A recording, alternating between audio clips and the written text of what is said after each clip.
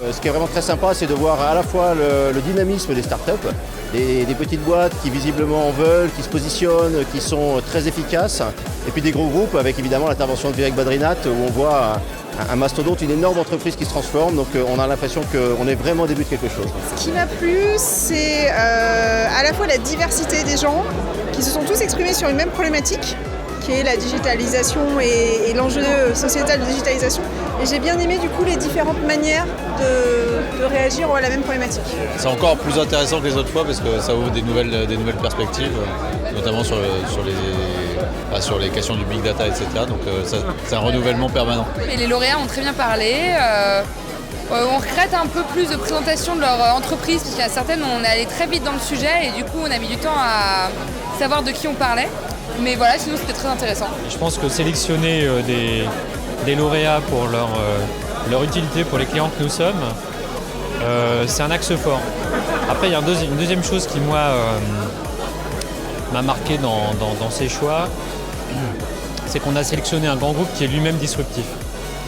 Le groupe Accor, il n'y a pas d'autres groupes du CAC 40 qui remettent en cause son métier autant que le fait le groupe Accor. J'étais très satisfait de la sélection du jury, notamment PIC et Clustery. Je pense que c'est vraiment de l'innovation, c'est pas du pipeau, c'est vraiment, je trouve que notre école c'est innover, entreprendre dans un monde numérique, c'est pas qu'un slogan et que ces personnes, qu'elles soient sélectionnées ou anciennes de notre école, incarnent vraiment cette innovation. J'ai particulièrement apprécié le mélange, à la fois les startups et le discours de Vivek Badrinath qui était remarquable, qui donnait une excellente vision du marché des télécoms et des mutations dans le marché du télécom. Moi, ce que je retiens, c'est la très grande simplicité par laquelle le manager d'Accor, Vivek, a présenté la façon dont il a transformé, qu'il cherche à transformer son entreprise.